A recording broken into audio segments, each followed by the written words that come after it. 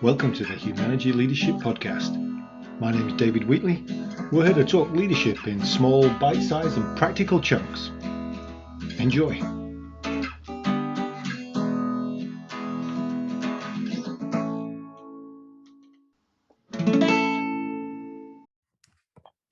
Well, welcome to this episode of the Humanergy Leadership Podcast, which is another one of our First Friday sessions. And if you've not come across Humanergy's First Friday sessions, they happen on the first Friday of every month at 12 noon Eastern Time and go on for about 50 minutes. And it's an interactive work session around leadership. And this month, Corey Fernandez, my colleague, is talking about how to reduce misunderstandings and get people on the same page, where he's going to cover things like working through issues with people, explaining why and how decisions are made, listening and understanding first, repeating back a summary of what you've just been told, being completely clear about follow-up and what you'll do and what you won't do, and starting meetings with outputs and rules for discussion. Here's Corey. All right, so we're going to dive in and talk about this important topic of how do I reduce misunderstandings and get people on the same page. So I'm going to share my screen with you momentarily. And here we go. And I love this particular topic, and I find myself thinking it's one of probably the most important things we can explore as leaders in our everyday work with teams. And I love this particular topic because if you think about how many times we communicate in any given day, it can range from probably dozens to even in the hundreds. I mean, there is an abundance of communication when you think about all the ways we text each other, we post things on, in our Teams meetings, we might send email back and forth to one another, we might be on the phone. Any of those things count as communication back and forth to one another.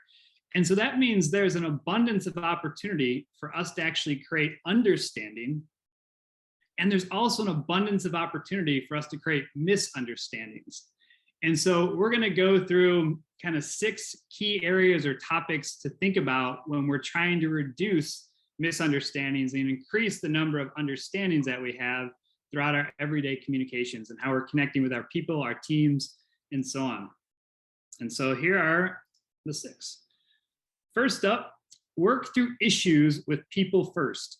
Listen first, then discuss. And so this is where, I think oftentimes as people, as human beings, we're very capable of going into autopilot. We just kind of snap into very comfortable behaviors, familiar behaviors without even realizing it.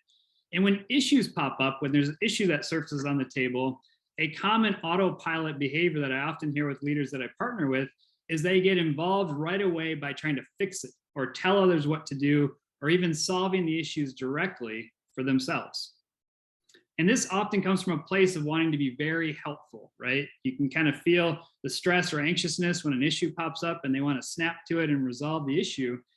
And when we go into this autopilot space, we've all been there before, this can lead to some unintended consequences.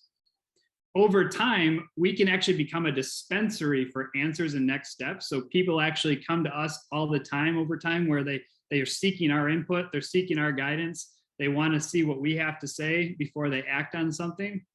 And employees then start to rely on our thinking and our perspectives and not their own.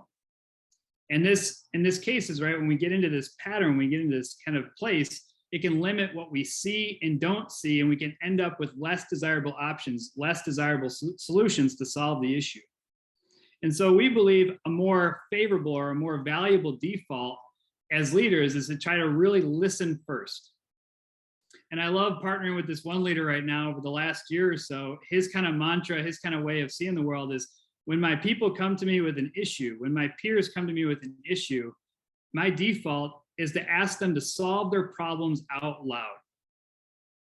He wants to hear them kind of talk through the way that they're addressing the issue or want to address the issue, trying to see it from their perspective, talk through it out loud. And he's really listening in that space.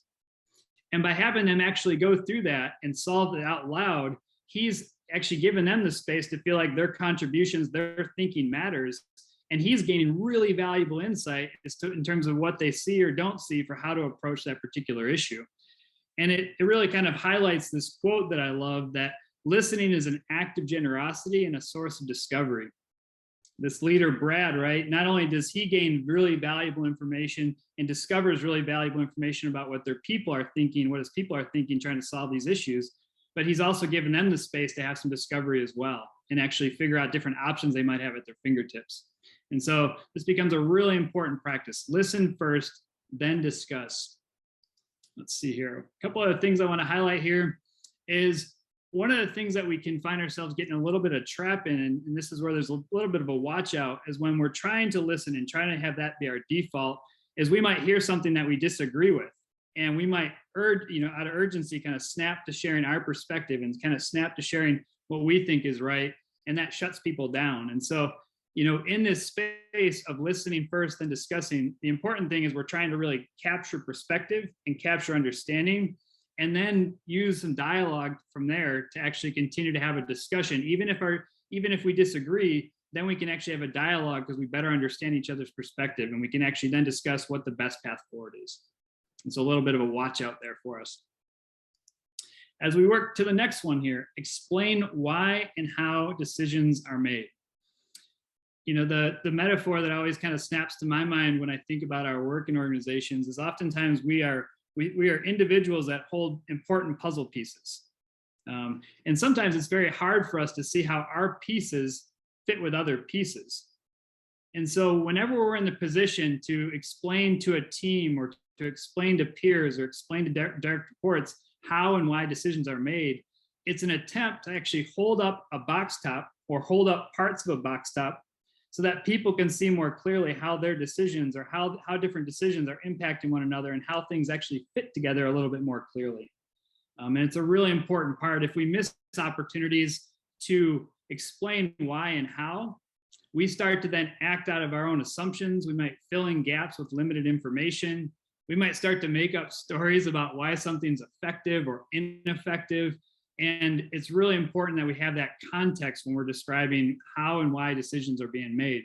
Again, it's helping people connect the dots a little bit more, see a little bit more big picture, how things fit together. I think a fair example, right, is if I were to say, David, I want you to spend X amount of time with this customer over the next quarter. And so David kind of dutifully takes that directive to kind of focus on this particular customer over the next quarter. He might just make certain decisions about what he should be doing in that space and how he should be actually spending time with that customer. Now, if I said, David, it's really important that you spend time with this customer, this client, and in this particular instance, I don't want you to work to upsell this client on anything. In fact, I know they have some budget constraints going into this next year. It's really important, though, that you work just to strengthen this relationship because they've been a strong referral source for us for 5 years running. Now that frames up a little bit of a different space for David to play and how he actually might interact with that particular client or customer, because again, he has a perspective, he has some of that background information in terms of how and why we're going about that work. All right. Next up, listen and understand first, then act. And in this space, I often think about our brains as actually having two different modes of thinking or two different modes of actually listening. On one hand, one mode, we can actually listen like a sponge. And this is where we're really capable of understanding another person, really trying to build empathy for that person. And on the other hand, we can be really good at being filters. And this is where our brains can pattern match and problem solve. We have two modes. Now, the challenge when we get into the pattern matching and problem solving, the filtering, is that when we're dealing with employees and customers and so on big issues like economic uncertainty, racial, ethnic, gender equality, childcare coverage, hybrid work arrangements, and so on, we can miss important aspects of another's experience, and we can then rely too heavily on our biases and prejudices and so on. And so this is where it's really important that we try to snap into different modes of listening, where the sponge becomes really, really important here, where we're able to fully appreciate somebody's experience and what they're trying to tell us. And I remember a friend of mine, Justin, who's an ER doctor, he talks about the tension he feels as a doctor. He's been clinically trained to see the world in patterns and algorithms where he truly pattern matches and problem solve. A patient shows up, he's diagnosing different patterns, and then he responds appropriately. But if he relies on that too much, if he relies on that too often, he actually can miss certain clues, miss certain parts of that patient's experience that can help him better respond. And so this is where we want to be in this position. If we want to reduce misunderstandings, how can we activate the sponge part of our brain where we're listening and not just like a sponge and not just filtering? Kind of a way, a protocol that I can often think about when I'm trying to do this work is my default is just to understand, really just try to understand and appreciate and absorb, then try to state what I might agree with, then try to state what I might disagree with. And then we can kind of, with that kind of shared perspective or with those perspectives on the table, we can make decisions going forward, but not trying to, again, do that pattern matching or problem solving that can get me into trouble a little bit and misinformation along the way. Okay. Next up is repeat back a summary of what people have told you. And now this is where I get the sense, at least in my work as a human being, that this is kind of an everyday survival skill, not just a leadership skill. I actually think this is probably the #1 difference maker that we can do consistently in our lives to save time, to save frustration, to strengthen credibility, to strengthen our trust with other people and our connectivity with somebody. And if we've ever been on the receiving end of somebody that really summarizes what we're saying well, we have moments where we feel seen and heard and valued. And that's an incredibly powerful tool, right, that we can use to help somebody feel seen and heard and valued. And so, the work that the Humanergy team does a lot with one another, with our clients and so on, is trying to help them build some muscle around summarizing really well, using that as a critical kind of routine in our listening with folks. And it can seem a little awkward at first, if we're not used to that, if we're not very skilled at doing that work. And so I often invite people to take the pressure off by even telling people that they want to really do this work of understanding them. And one of the things they're trying to do is just summarize back what they're hearing every so often so that they can kind of quiet down any competing thoughts and actually just really appreciate what they're hearing from somebody and summarize that well before they actually try to respond and share their perspective and so on. And so it's an important practice that if you don't find yourself doing it often, I do think it's a difference maker, maybe the #1 difference maker, and an incredibly valuable survival skill for how we actually reduce understandings, build credibility, build trust with people, and so on. And next up here, we just have a couple more. Oh, yes.